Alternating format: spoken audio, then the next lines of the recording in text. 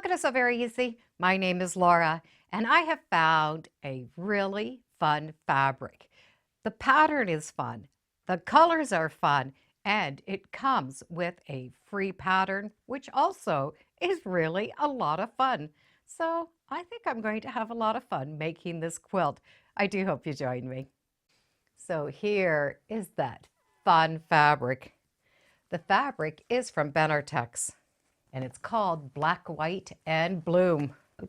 Just look at all of these fun prints and these fun colors. And here is that fun pattern. It's just a series of circles on plain black and white background squares. So the pattern does have us cut out circles in some kind of adhesive. And I do have some tips and tricks to help along the way. We're using a 10-inch circle, a 6-inch circle, and a 4-inch circle. And I am going to be using the Heat and Bond Light Sewable. I do have this one roll. It was 17 inches by just over 5 yards, and that did give me enough to make everything that I needed. However, I did not have the right circles in a template. So instead of cutting this out, I improvised. And I'm going to be using a 9.5-inch dinner plate instead of that 10 inches, just for the fact that it's going to be easier for me to trace. So I started with that roll of Heat and Bond. I've laid it out, and I traced out my plate, which was 9.5 inches. The next measurement was 6, and then 4. So I did have a package of these creative grid circles, so I'm just using those. 9.5 inches, this is 4.5 inches, and 6.5 inches.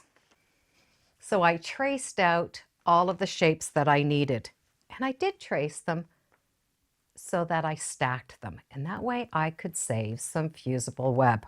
So I'm only roughly cutting out all the way around. So I'm going to go from that circle to that big circle, the medium, and the small. So I've left a little bit on each side. Now the center one, all of them are going to be black. I'm going to be able to take all of them and fuse them right on my black fabric. And then I'm going to be able to cut it out on that outside line. Once those are done, I'm going to cut the rest of the circles from this fabric.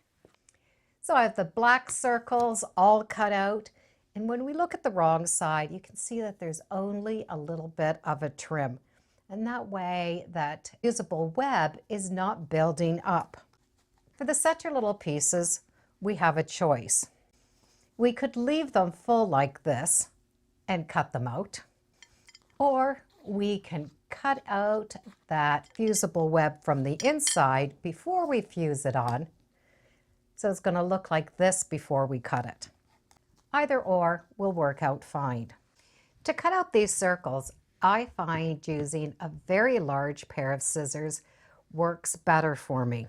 I like to use as much of this as I can, but I do not go right to the point. And I'm moving the fabric more than I'm moving the scissors. So I'm going to take a big bite, and then I'm turning. And I'm just going to go as much as I can all the way around. I find it is a smoother finish than going to the end and going all the way around. I find those little bites gives me more of a jagged edge, where a nice smooth cut gives me a smoother edge. And then when I come to the end, I still do not use that little point. I'm using the center, and I smooth it out.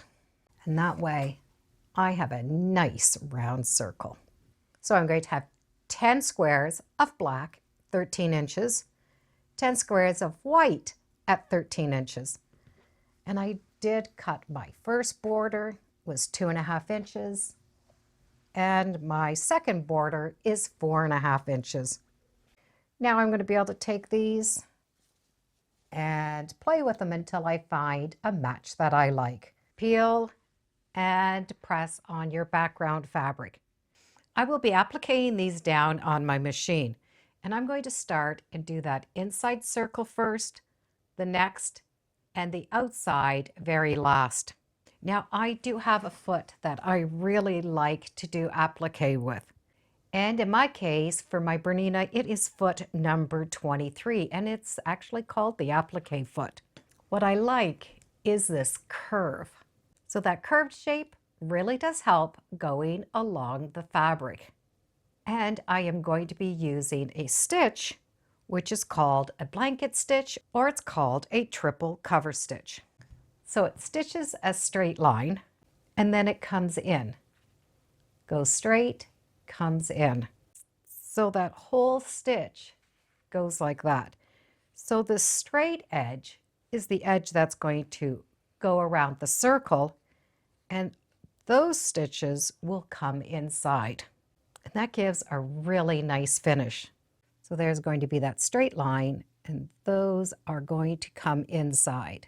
So you're going to be able to find a stitch like this on your machine. It's called a blanket stitch or a triple cover stitch. So the outside stitch is going to go there, and then it is going to come inside.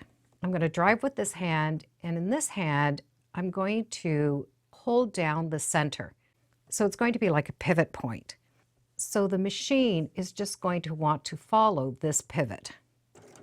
Just by holding down, you can see already how that is going to want to pivot around. And this just sort of helps guide it.